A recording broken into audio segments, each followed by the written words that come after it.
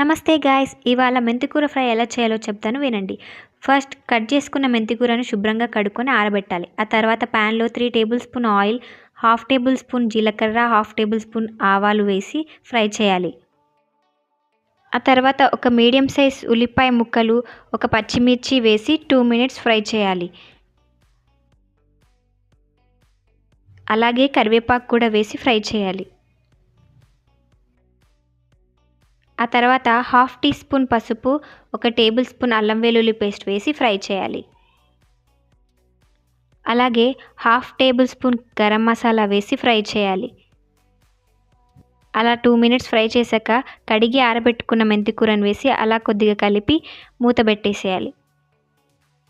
2 minutes తర్వాత మూత తీసి కొద్దిగా కలిపి 1 టేబుల్ స్పూన్ కారం, తగినంత ఉప్పు వేసి ఫ్రై చేయాలి. మూత పెట్టకుండా అలా 7 to 8 మినిట్స్ ఫ్రై చేసుకోండి.